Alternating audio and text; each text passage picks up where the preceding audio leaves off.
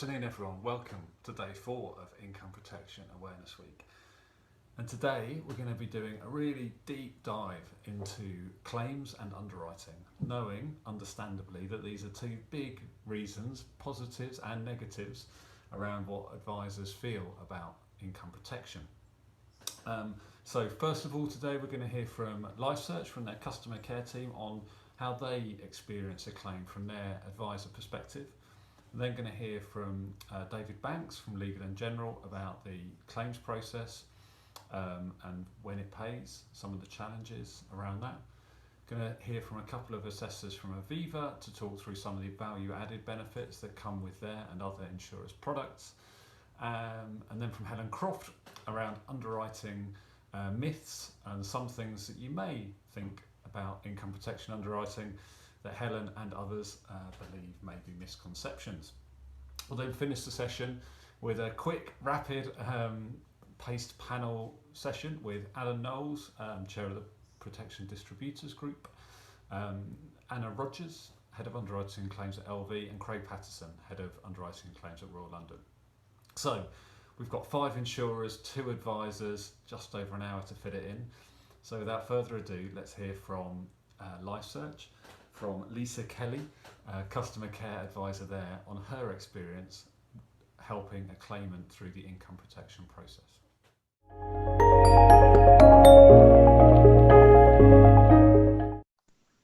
Hi there, my name's Lisa Kelly and I deal with the majority of the claims on behalf of LifeSearch. This incorporates the logging and facilitating of a claim. I liaise between the insurer and the client, keeping them updated of the progress of the claim. I have been asked to document a successful and life-changing example of an income protection policy for the IP Awareness Week. When I was asked to do this, it took me seconds to think of an example, and this was of John. John was a pilot with EasyJet who had his own property rental business. He contacted us as he already had some income protection policies set up, but due to his business expanding, he wanted to take out some extra benefit. John came to us through Quote Life Cover and went through our advice channel. He was aware of what he wanted, and because of his policies that were already in force, he needed to make sure that his maximum benefit of 70% was paid out across all the policies. Due to the benefit amount, his career and some ongoing medical investigations, which had recently been found in a well-manned check, it was deemed that he needed a GPR for the cover to commence. John contacted us at the end of March 2018, and after all his checks were done, it went live at the end of May 2018. Due to the findings from the GPR, it was rated at an additional 50%. He took out a full-term index-linked IP policy with a benefit of £3,791 per month at a premium of £230. This was with a deferred period of 6 months, which coincided with his sick pay. In the January of 2019, John was doing some work at one of his properties and fell off the ladder. He was undiscovered, not found, and actually until the following day, where he was rushed into hospital. He was there for a month. At first, because he had suffered a traumatic brain injury, it looked like he would be off work for a year, but it soon came to effect that he had to be medically retired. We supported him through the claim by gathering updates on his behalf and keeping him informed. We also made him aware of the insurer's ancillary products. During the process of the claim, he did have several questions, which I've handpicked a few of those for now. Firstly, can it be paid monthly instead of weekly? Unfortunately, with this insurer, that was not possible. Indexation, what did this mean, and would it continue to go up? This would mean that it would be annually increased, but it had to wait till after the first full year. When would the first payment be made? This would be made after the assessment had been agreed and the claim had agreed to be paid, and this would be backdated to after his deferred period. And was waiver of premium included, which is in this instance it was. The first payment was actually made on the 3rd of September, and backdated to the 23rd of June. This was really delayed due to the insurers having to work together. There were 3 insurers involved, which was really basically for the reason for the delay. They had to align their payments. This included them making conference calls, sharing medical information and financial information, which in itself is quite unusual. The first payment actually was made was £7,500. The client did also have a critical illness policy with a different insurer. This was being worked alongside, but unfortunately he did not reach the definition. Although with persistence and a bit of fighting his case on his behalf, they did eventually make a partial payment. In essence, the income protection was necessary for him to be able to pay his bills, mainly his mortgages on his property business, and the reassurance that these payments are in force up until the age of 67. He's currently only 47 now. I felt the best way to put this into perspective was to actually ask John. So he's emailed me yesterday these details. I'll read it word for word so I don't miss anything out. In my previous profession, I saw a lot of people losing their ability to work due to health issues from one day to the next without any warning. I then also saw the struggle and stress that those people and their families were facing, with not only losing their job and trying to find other work, but then discovering that the jobs that were available to them were paying significantly less and leaving a large financial gap. I then had to look at my own situation and make the decision that I wanted to reduce the burden on my family as a whole, in the event of me losing my job due to health reasons. In my situation, being the main provider, I have chosen 2 types of insurance. Because there could only be an income gap for my family, would I become ill, but also in the event that if I lose my life. I therefore took out life and critical illness insurance and income protection insurance. A year later, I was unfortunate enough to have been in a big accident that left me unable to do the job that I loved anymore. I had become permanently disabled, but I was fortunate enough to have these insurances in place, which has meant that me and my family have not had to go through the agony that comes with losing a main income of the family. So I think that sort of sums it up. So thank you very much for your time. Bye.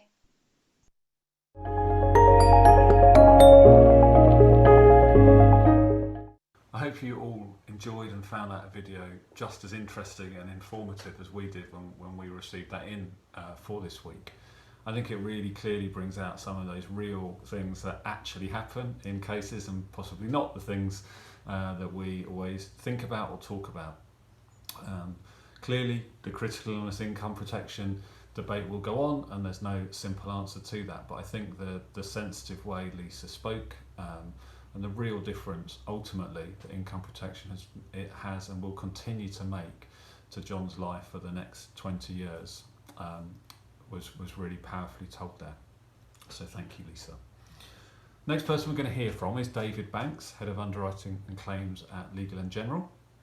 And David's going to go through some of the misconceptions, some of the things he hears about income protection, and how he deals with them in practice and how they deal with them at Legal & General in practice.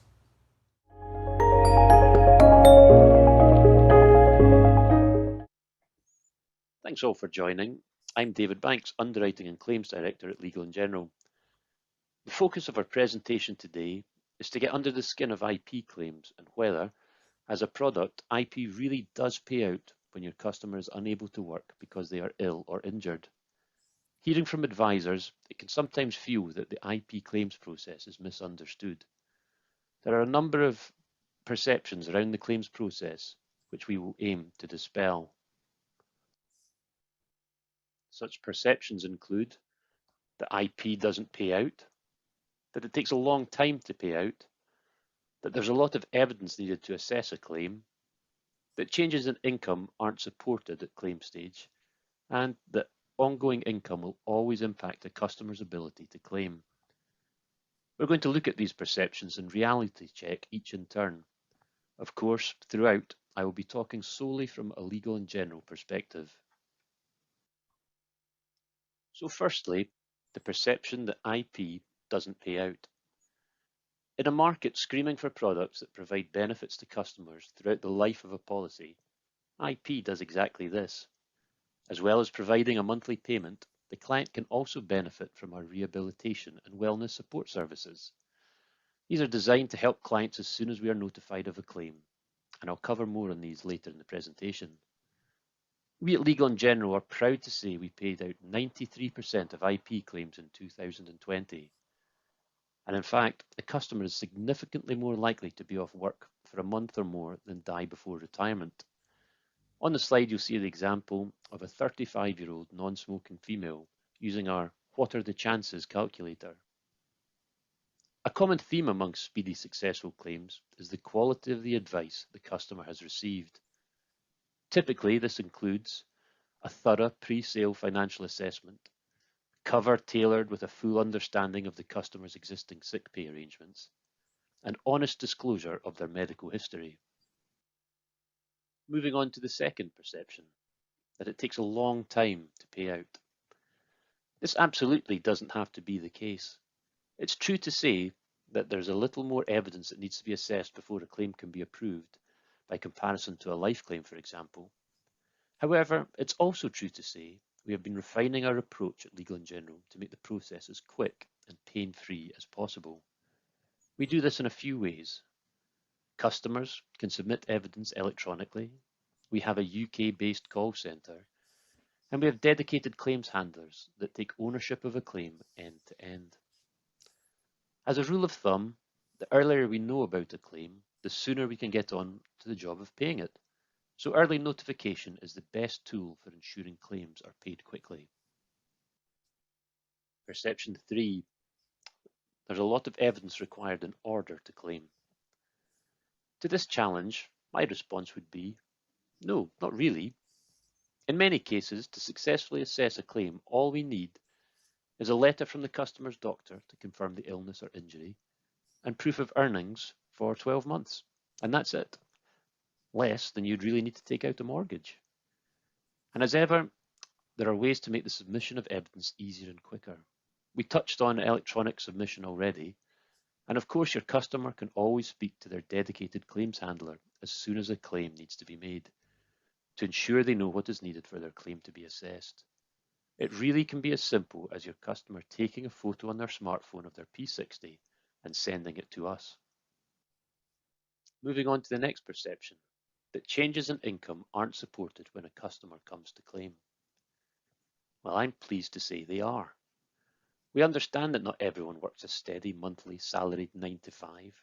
The rise of the gig economy and the increasing trend of the side hustle, where we are seeing people building small businesses alongside their salaried employment, means that flexibility with income protection is becoming more important to meet customer needs. When assessing a claim where a customer's income has fluctuated, for example if they are self-employed, we take the approach of using a longer look-back period of 36 months, and we'll take the average of that extended period to give a fairer reflection of the customer's earnings. This is all part of assessing each customer's claim on its own merits.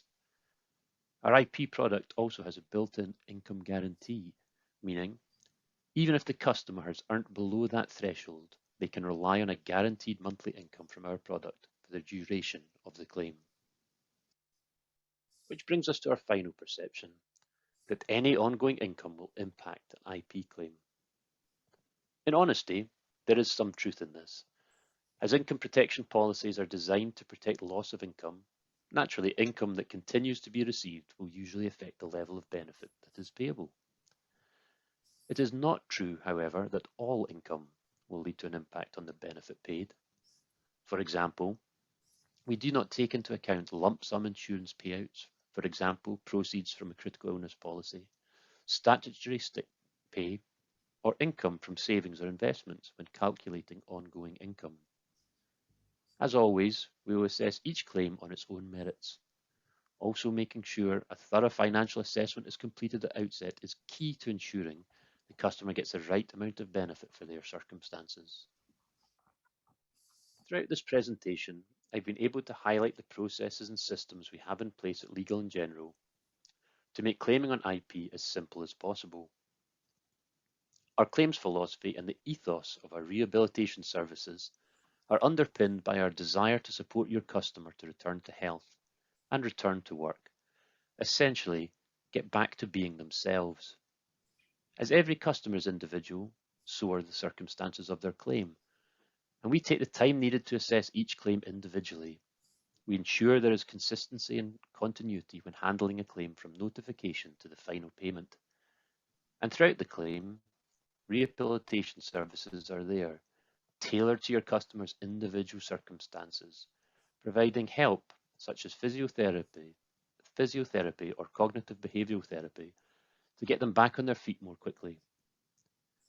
We are extremely proud of our expert, experienced claims team at Legal & General. They fulfil the promises of our products and support your customers at the point of need. When you break it down, a customer taking out an income protection policy is really buying a claim they hope to never have to make. At L&G, we understand the impact of losing an income due to incapacity, and our aim is to make the claims process as positive and supportive as possible, so that they can concentrate on getting better and back to work as soon as they are fit to do so. Thanks very much for your time today.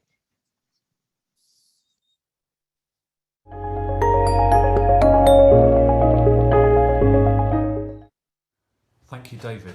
I think a couple of really interesting takeaways for me there. One around calling out the link between good financial advice and increased chances of claims getting paid. I think that's a really valid point that I know all insurers would echo, and can be difficult to kind of highlight or prove through stats, but frankly we are all in this together, and working together on that has huge advantages. Secondly, those early notification advantages of claims. Once you're aware as an advisor or as a client, the sooner you let the insurer know, the better for everyone. So moving on now to our next video, we've got a presentation here from Aviva around how COVID, some examples around COVID claims and how their case managers, rehab services work around that, followed by a case study with a financial advisor who's claimed for COVID in the last year.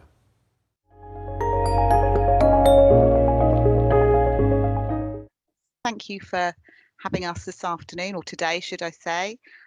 We wanted to speak to you a little bit more today about what we do at Aviva in terms of early intervention and rehabilitation for our customers who have an income protection policy.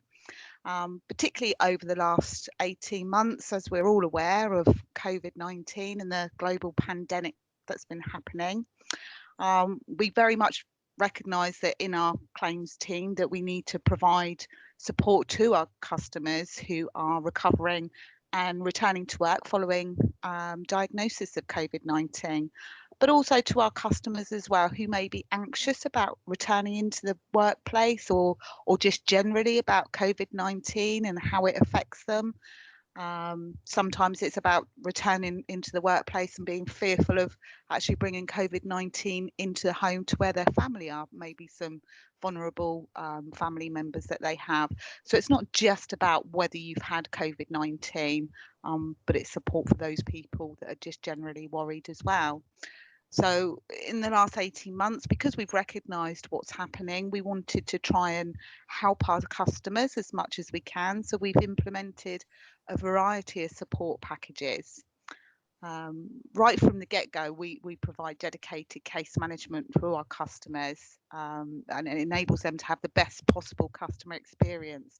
But we found historically that by having the same case manager that deals through your claims process right from the very beginning, builds a relationship and rapport with our customers.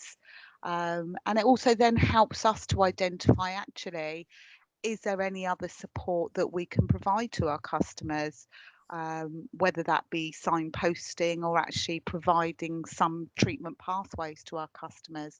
But it's absolutely all about that case management that we provide, being available to our customers as much as we can. And it's not just about the claims process, but helping and supporting our customers. So COVID-19, post-COVID-19 syndrome is something that has become something that the clinicians around us have become more aware of as the months have gone on.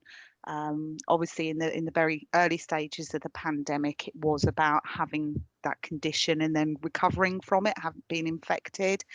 However, as it's gone on, we've kind of learned over time that actually sometimes these symptoms don't clear up, and on those odd occasions, it can then lead to post-COVID-19, or sometimes you might hear it called long COVID.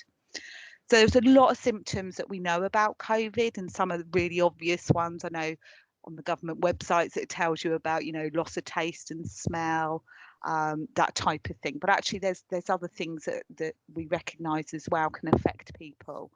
So breathlessness is absolutely one of those ones that we know about. A musculoskeletal system, so that's joint pain, muscle pain. And then we go into the psychological type symptoms. So coupled with the physical symptoms, you can have the symptoms of depression and anxiety. Onto the slightly lesser known ones, but the neurological symptoms. So cognitive impairment, sometimes known as brain fog, but it's often a loss of memory, a loss of concentration. So just not being able to quite do the things that you could do before, which absolutely, in the workplace can have a real impact on somebody and absolutely knock their confidence as well. But also headaches, sleep disturbance, neuropathy symptoms such as pins and needles and numbness and dizziness. And then you have the generalized symptoms. So it's fatigue, fever, pain. These are all symptoms that can affect somebody, and not just have one symptom, but actually a multiple of those symptoms. They can get better over the time. They can stay the same over the time. And certainly if you leave someone with these symptoms, quite often they might get worse in terms of psychologically how they're handling their condition. So to try and help and support somebody as soon as we can can only be a positive thing in our view. So there are different support services that we can offer at Aviva. The first one, which we've already touched on a little bit, is about the vocational case management support that we provide. As I say, we do have a dedicated case manager for all of our customers, but we also, whilst we're case managing, we do signpost, we refer to charities, government websites, support groups in area, which is really, really useful for our customers. We can also provide online training for managing symptoms such as fatigue, and we can also provide return to work planning. So return to work planning can involve having conversations with our customers and really understanding what duties they do at work, and how we can maybe amend some of their duties, do a phased return to work, so over a period of time increasing hours, particularly when it comes to fatigue management, which is one of the big symptoms that people suffer with long COVID. Particularly again for our individual income protection customers, because often they're not linked with a large corporate company that have all the HR and occupational health support. Our customers are often either self-employed or with very small companies where there's only a few employees, so they don't have that support or understand how actually a robust return to work plan can really help. So we can assist with that and really be there for our customers and kind of wrap our arms around them whilst they're going through this process. We've also got a DigiCare app, which my colleague Rob will talk to you about shortly. We then got what we call level 2 vocational case management support, and that's with treatment. This is something again where we support our customers, and if we identify the need, then we will provide them with private funding for treatment such as CBT, talking therapies, physiotherapy, or an exercise program. And then we've got what we call a level 3, which is where we've got a dedicated partner called Working to Wellbeing, and they provide a very bespoke and tailored service where they support with fatigue management, exercise programs, workstation assessment, and robust return to work plan. So it's a very robust service that they provide, and very bespoke according to our customer and their needs. Maybe in the workplace they might have specific needs, so they're very, very good at getting our customers back to work in a successful way. I'll hand you over to you, Rob. Oh, thank you, Carol. So in addition to the services that our claims team provide to our policyholders when they come to claim, we recognise that sometimes people just need support and don't need necessarily to take time off work. However, without that support, their likelihood is they will come to claim later. So we implemented a new app called DigiCare Plus. It's available to all income protection policyholders. And what that provides is access to a range of complementary therapies and benefits. For example, talk therapy. So if a customer is suffering from mental health and just needs that extra support from someone to talk to, and there could be a long waiting list on the NHS for that, they can access those services through the app. They also have access to physiotherapy. Again, as we know, can be quite timely to wait for an appointment, especially in the current climate, and also access to nutritionists and support that way. The app is easily downloadable. The customer uses their policy number and then they access a suite of products, as I've said, but they also have the option of an annual health check, and this is vitally important for people to understand their well-being. It includes advice around diabetes, cholesterol, and health of their liver. And if there is any raised levels there, then they're prompted to contact their GP, and therefore giving an earlier diagnosis of something than perhaps wait to see their GP if they literally didn't know something was wrong. Also, it gives them options for gym discounts, and I say is available to all our new customers.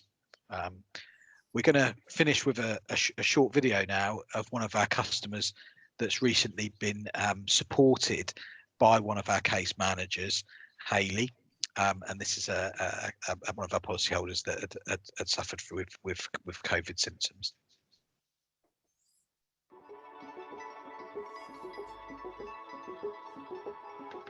I'm Lorraine. I'm a mortgage and protection advisor for Knowles, based in Somerset. In January 21, I was diagnosed with COVID. So the reason I took income protection out a couple of years ago is because I realised that my employers wouldn't, pay me indefinitely my full wages. And I knew that I didn't want to rely on savings to be able to pay not only my essential bills and my mortgage, but I wanted to be able to cover my lifestyle as well. I'd initially started with symptoms, just really bad headaches, and I just thought I'd put it down to going back to work after having a bit of a break. Gradually my symptoms were starting to get worse. I felt tired. I think it was about a week in was when I actually started to get a temperature. Eventually we got the paramedics out and they said, no, you need to go into hospital. And I was told that I'd got pneumonia, both lungs.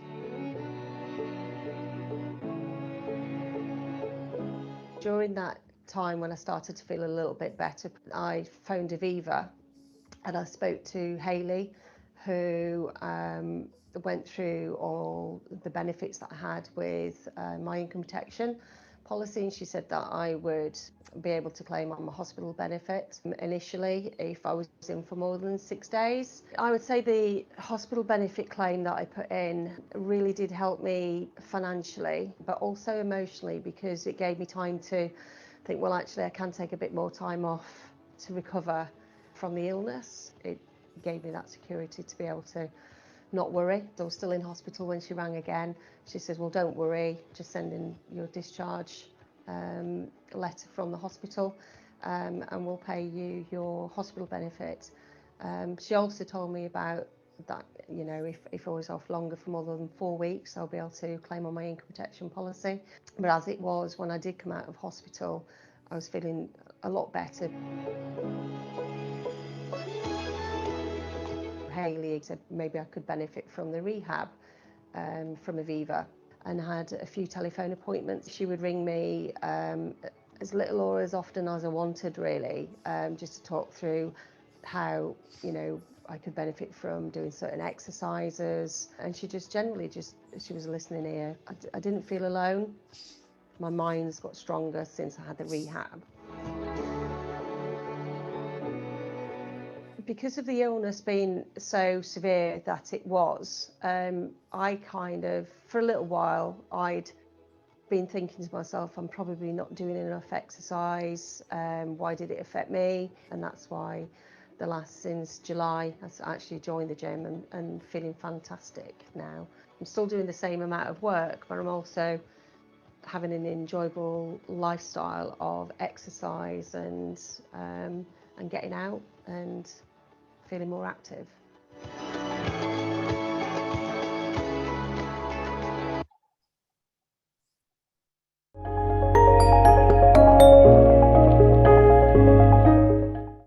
Some really good examples there from Robert and Carol, and thanks again to everyone who's got involved with this.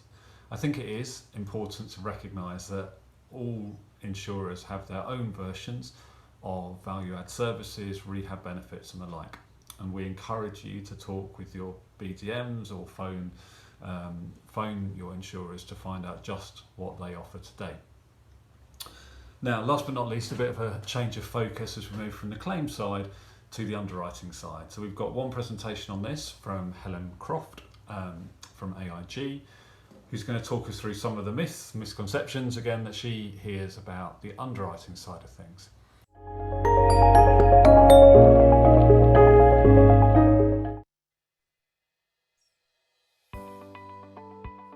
Hi, my name is Helen Croft and I'm Head of Underwriting Strategy at AIG Life.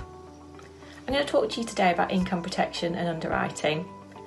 So it can be a barrier to sales if people think that the underwriting process is going to be complex or time consuming. And I want to talk to you about the fundamentals of income protection underwriting and some specific scenarios to try to dispel those myths. So let's make sure that underwriting isn't a barrier to income protection sales.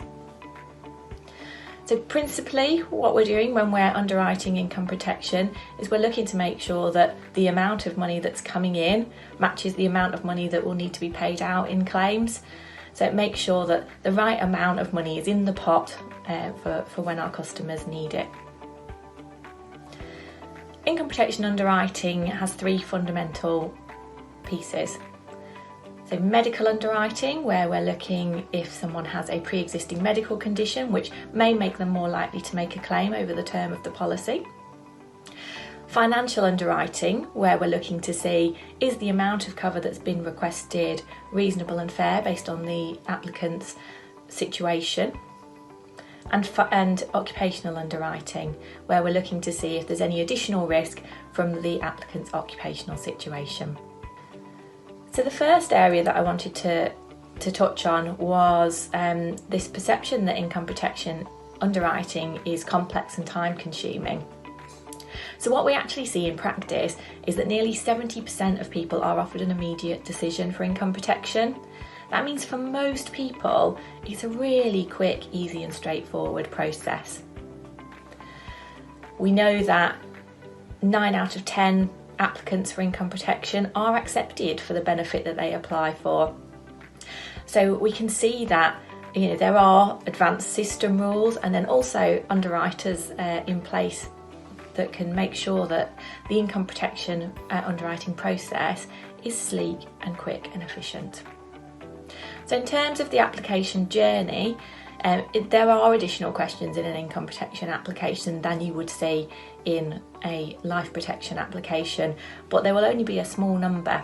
So principally it will be the same question set, and you'll generally see around 5 additional questions asked for income protection, which would focus on financial, occupation and some medical conditions which are a higher risk for income protection than they would be for life benefits. The next area that I wanted to look at was specifically people with medical conditions. And this goes beyond income protection really. There can be a perception that people with pre-existing medical conditions are precluded from getting insurance, and that really isn't the case. So there are advanced system rules that are in place which can deal with hundreds and hundreds of different medical conditions. And for the cases that can't be assessed through the system, there's expert underwriters that are available to look at the case holistically and to apply their underwriting knowledge and expertise to get to a decision. So to pull out a few scenarios based on common medical conditions, raised blood pressure is one of the most common things that people tell us about on insurance applications, and for income protection, 83% of people who tell us they have raised blood pressure are offered an immediate standard rates decision. Similarly with asthma, that's 86%. So the vast majority of people with those medical conditions are being asked the relevant, pertinent questions as part of the application process, with an immediate decision being made so that the person applying for cover can put that cover in place when they need it. The most common area of disclosure that we see for income protection is mental health. Now obviously that is a risk factor for income protection, and underwriters will be looking to understand the severity of that. So again, there will be advanced system rules which will ask pertinent questions, and a lot of cases can be assessed through the system rule. Some cases that are more complex will go for individual consideration to underwriters to look at the case holistically. Now it can be the case that an exclusion can apply for income protection, and for mental health that is one area where we would commonly see an exclusion being applied for recent symptoms, particularly if they've been a recent onset and the kind of long-term prognosis of those may be unknown. But most people are accepted when they disclose a mental health condition. They do get the insurance that they've applied for, but there may be an exclusion that applies. So when we're talking about medical conditions and pre-existing medical conditions, I think it's really important not to assume that people won't be able to get income protection. There are lots of tools that are available from different insurers, such as pre-sales helplines, pre-sales tools, pre-sales email functionalities, and I'd really encourage the use of those where you have somebody, particularly if it's a complex pre-existing medical condition, to understand what the likely outcome is going to be. Utilise those tools so you can manage your customers' expectations. But I think you might be surprised how often people with pre-existing medical conditions can actually get income protection. So the next area I wanted to touch on was financial underwriting. And this is probably the area that's seen as the most complex, and it's obviously different to the other benefits when we're talking about life or critical illness assessment. So principally what we're doing is just trying to check if the level of cover that's being applied for is fair and reasonable, and obviously we want to avoid the situation where someone would be better off claiming on the income protection policy than they would be if they were in their employment, because that can create a dynamic where there's no incentive for somebody to return to the workplace. So generally, income protection financial underwriting will be based on a multiple of salary. So looking at what someone was earning at the time of the application, and then the income protection will be based on a multiple of that. So at AIG, for most people that would be 60% of their salary. We also need to look at the continuing income. So do they have any other income which would continue even if they weren't able to work? And that would be deducted from the amount that we could offer in terms of an income protection sum assured. So really, in a nutshell, what we can offer financially is a multiple of the salary minus any ongoing income. And principally, as long as you understand that, that's kind of the kind of simplest way to look at the financial underwriting for income protection. So the last area that I wanted to touch on was occupational underwriting. And there's perception that people can only apply for income protection if they are employed with a company. So in reality, that's not the case, and we regularly see applications for a variety of situations, but two very common ones would be self-employed and house persons. So touching on house persons first of all, cover would be available, but it would generally be limited, and at AIG that would be $20,000 a year. For self-employed people, it can be a little bit more challenging because the income can be more variable. So insurers will tend to look at an average over a period of time. Obviously, it's not always as straightforward as that if someone's income is very variable, and the underwriters are expert in understanding what information they need to ask for to take into account in those scenarios. But generally speaking, looking at an average over the last 3 years will give you a fair idea of future earnings. And we can look to take into account dividends as well, which is a common mechanism used by self-employed. So those are the specific areas that I wanted to touch on, and hopefully that's helped show that income protection underwriting isn't as complex as you might think it is. It really boils down to those 3 areas, which in themselves are relatively straightforward.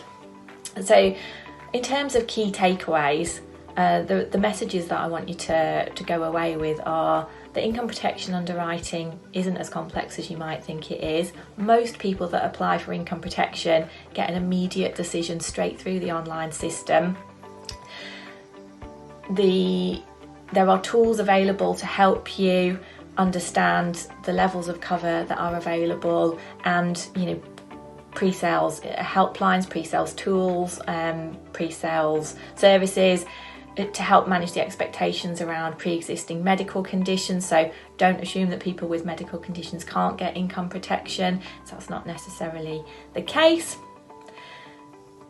And income protection is available in a wide range of scenarios where you might think it wouldn't be. So to conclude, I hope that that's given you some insight into income protection underwriting and helped to dispel some of the myths so we can ensure that underwriting isn't a barrier to sales.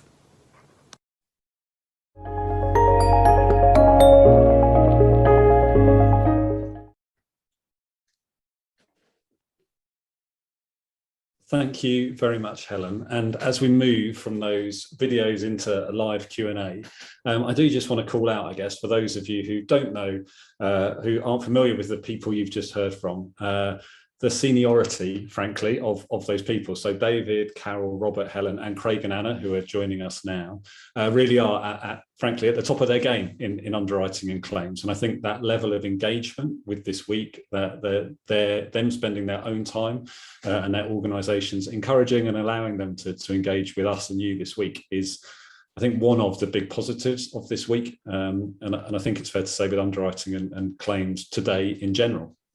But over the next 20 or so minutes, we just want to rattle through as quickly as we can some questions that have arisen through the week, through our mortgage session on Tuesday, our wealth session yesterday, and kind of have arisen from those presentations.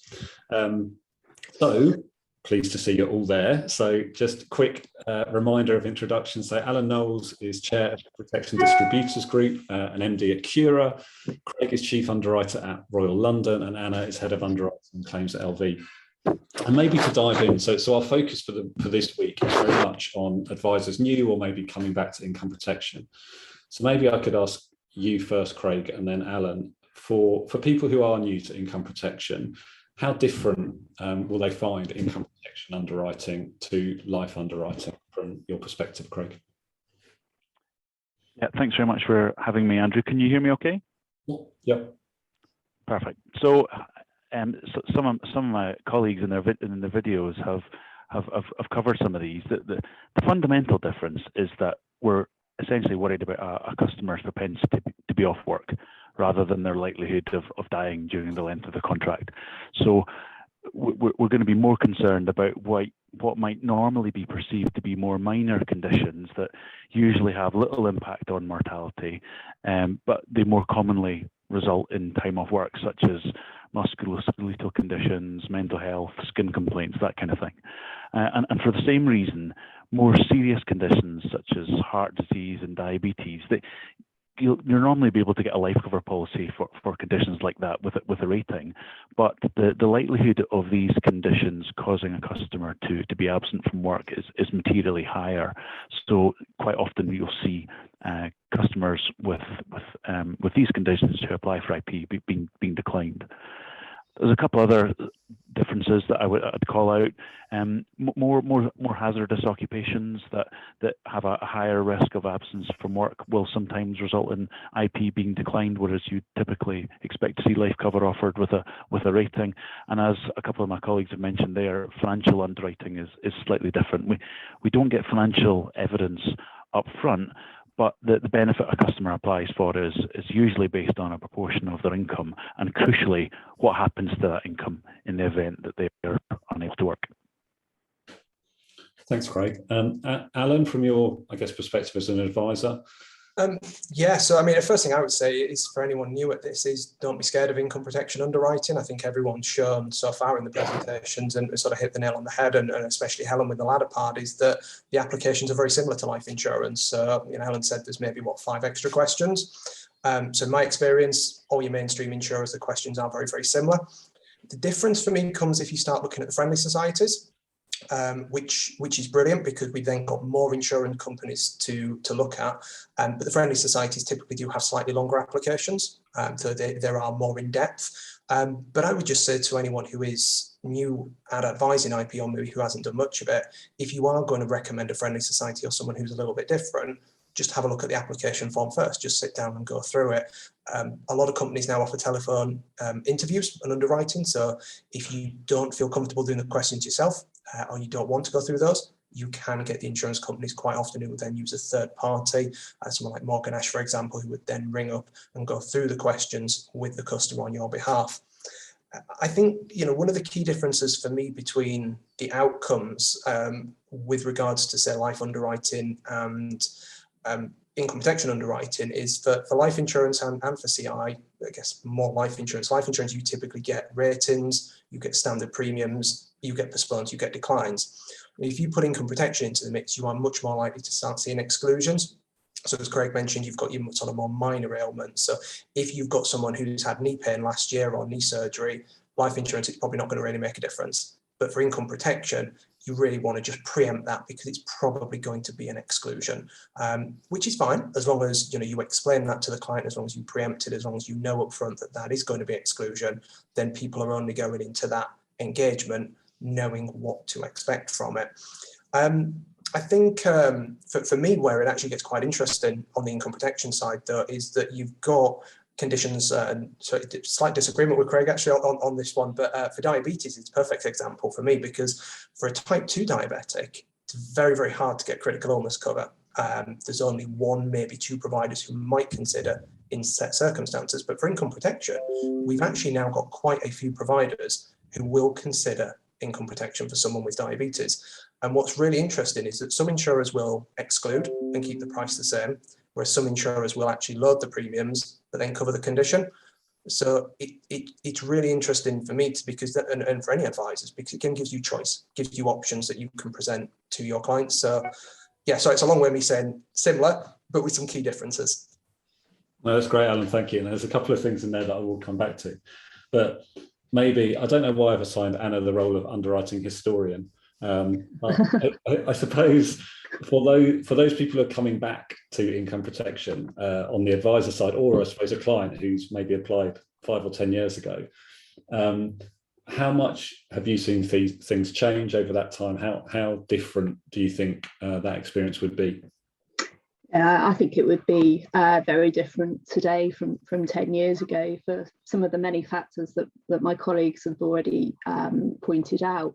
I think the key thing, though, it's not just underwriting that's changed, it's the income protection product itself that has changed. If you look at things like the vast majority of providers now only offer the own occupation definition. 10 years ago, you'd have had a lot more complexity there with different providers looking at whether or not you have to be incapacitated from doing occupations which you're suited to, doing various activities of work. These days it's the norm that if a customer can't perform their own duties of their own occupation, then that makes a valid claim, and that is much easier for advisors to explain and much easier for customers to understand and provide that certainty. Things like sums assured naturally improved and increased over the last 10 years, maximum benefit ratios increased, and much less financial information is sought up front, if at all any, and very much we rely on the customer disclosure there of what they're earning, and the replacement ratio is automatically calculated for them. There's no need for them to jump through hoops to get that cover in place. And I think the key difference, those conditions that Helen touched upon, your blood pressures, your asthmas, 10 years ago, it would have been very much the norm to go off to the customer's GP to get their side of the story on what the health of that customer was really like. And even for some of the common musculoskeletal conditions, your mental health as well, the norm back then would have been GP evidence. That is so not the norm today. And as underwriters, we will do everything possible to understand the customer's health situation from the customer directly, whether that's through sophisticated online systems, just communicating and speaking with that customer ourselves. Your underwriters are no longer inaccessible. We want to talk to customers, we want to understand their situation and offer them that more personalized decision. And generally, just risk appetite has broadened. What we were able to accept on a disability product 10 years ago is much less than what we're prepared to accept today, with multiples of exclusions, combination of risk factors, more occupations covered. So there have been some really positive changes over that period in time, which we need to continue to improve upon moving forward as well. Thank you. And I guess maybe just one last one on this complexity thing. Maybe I will come to you, Alan, just to round this off. I guess ultimately it does come down to that simple question of for an advisor, for you, like yourself, do you see the income protection application process being more complex than a life application or a critical illness application? I guess at the end of the day, and in all honesty, does it tend to take you longer? Does there tend to be more medical evidence? And if so, to what extent? So more complex, yes, but not astronomically so. And it's also, I wouldn't say it's necessarily a bad thing either. And I think part of the complexity straight away comes because you've got more providers and because you've got more options. So, you've got your friendly societies that I mentioned earlier, which automatically, because most of them only do income protection, so that expands, your repertoire of providers that you can go to and you need an understanding of. But equally, then you've also got different deferment periods, different claim periods. There's all sorts of different things when it comes to income protection that your advisors can consider. But for me, that presents a huge opportunity, because in the example I gave earlier about diabetes, you can get some providers who exclude and some providers who load. So you've got that largely because of the number of providers, but you've also got the ability with things like deferment periods and claim periods to be able to talk to insurers and say, well, actually, do you know what? This is only going to be a 2-year claim. And I think to go back to what Anna was just saying, 10 years ago, you didn't necessarily have that. You didn't have as many product features. More conditions were, oh, actually, no, that's going to be a big problem. And that's definitely less now.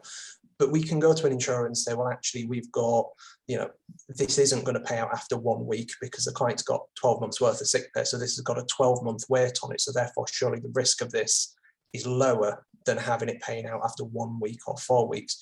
You don't tend to have that same ability to sort of make that challenge with the life insurance. So yes, more complex on that side, but I actually think that brings with it some really big opportunities. And for me, it's that, I've said this quite a few times before, but I think income protection is more accessible than critical illness.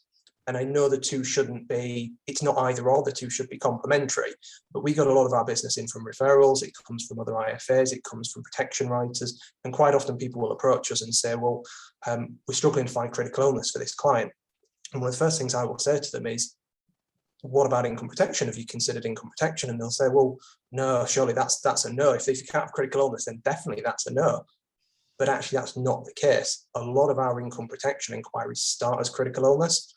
And then before once we've had the conversation, you convince people and you talk to people about what IP is, and then they're like, oh, well, that's what I wanted anyway. That's better anyway, or that suits me. And then you talk about the underwriting, and in the majority of circumstances, as long as you are upfront and honest and you can talk about those conditions and you know what you're doing with it, you can then get an income protection policy to suit them, when actually critical illness could largely be unavailable. Yeah, that makes a lot of sense. And it probably, I guess that idea about flexibility probably brings us on quite nicely to the next question I wanted to ask. So I think the last time the four of us were certainly in a physical room together was talking about access to insurance in probably February 2020, when we were a month away from everything that changed. But I guess with that access to insurance hat still donned, clearly, as you've already mentioned, Craig, clearly there are some cases, some individuals who apply at the moment who we aren't able to offer cover to. Do you see improvements still happening in those areas, and how flexible are you able to be, maybe about people who would have been declined in the past and who you are trying to offer terms to today or possibly in the future? I think, Alan, you've kind of spoken about some of that, so maybe I could ask you, Craig, to kind of start on that side of things. Not flexible enough is my answer to that. I would say that as insurers, we want to cover as many people as possible. It is in our interests to attract as much business as we can, but we do have a tricky balance to strike between opening up access as much as possible, which, as I say, we want to do, ensuring that we're charging an accurate price, so that, versus the number of claims that we expect to receive, and don't make the product unaffordable, and also making sure that we give customers a product they can claim on. I regularly get asked a question about whether we can apply exclusions rather than declining, and it's challenging. A customer with that's had cancer or heart attack, that they will often be absent from work for a variety of different reasons that might only be indirectly linked to what's happened to them before. If we get that wrong, and it impacts the number of claims that we receive, then it can have an impact on, like, we have to put up prices for everyone. So it's a tricky balance to strike, but my view would be that we've not struck that balance yet. I think that insurers, and I would include Royal London in this, have to get more creative in this space, and looking at customers more individually is certainly a way to do that. I think I agree with Alan. In the past, diabetes was absolutely a no for IP. Now we're in a position where more minor instances of it, like particularly type 2, a customer will get cover. So that is an example of moving in the right direction. But there is so much more to do. I absolutely believe that customers who've had heart disease, who've had cancer, that insurers have to have the wherewithal to come up with a way to offer some of these customers cover. Thanks, Craig. Anna, I'm aware of time, so it's up to you if you want to layer on top of that. I think I would just echo everything Craig says, and of course, for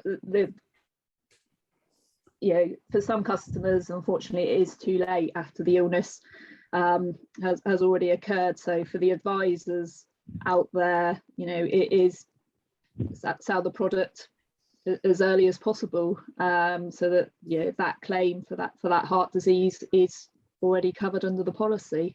Appreciate that's not always easy when the customer in front of you has that health condition, but we are moving and striding forward to be more accessible moving forward.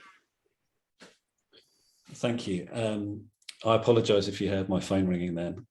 That was track and trace trying to find me. So I'm a family full of COVID this week.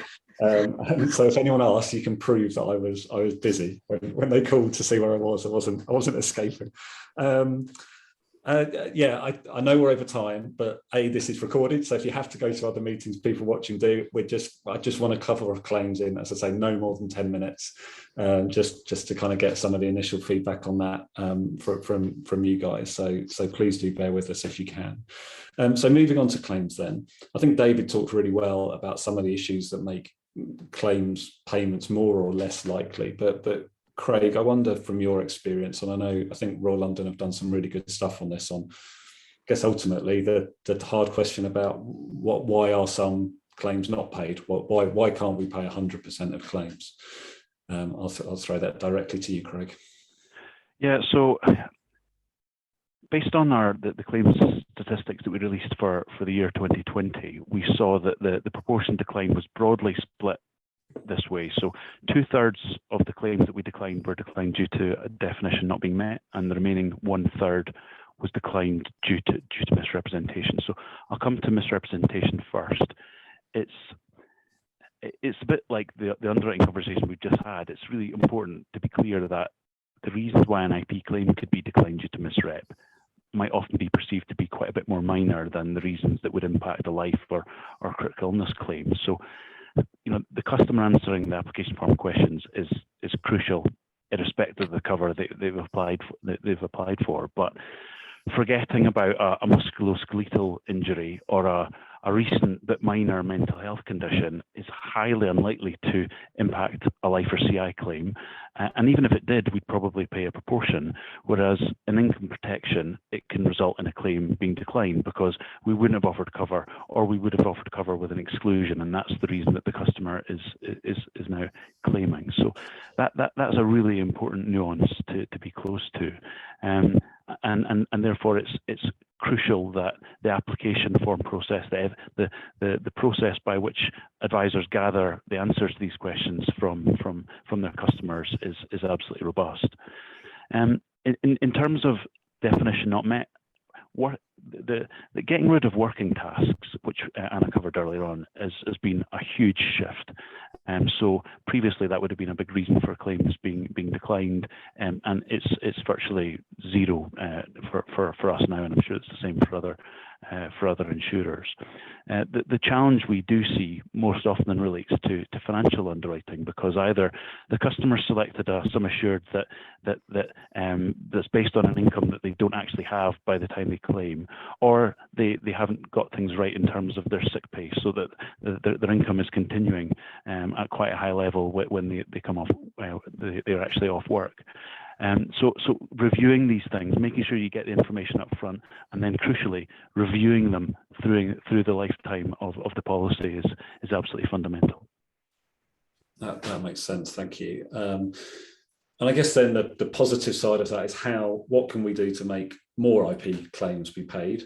And maybe Anna, if I come to you, but equally Alan, maybe building on the LifeSearch story there, almost I'd be interested as well to hear your views on what you do both at underwriting stage and at claim stage to help applicants. But maybe Anna first, just I think it is just echoing what Craig says there. Answer the questions fully and truthfully on the application form, and regularly, as an advisor, regularly review that customer's cover to ensure that the situation with their employment, their sick pay, their income has not altered.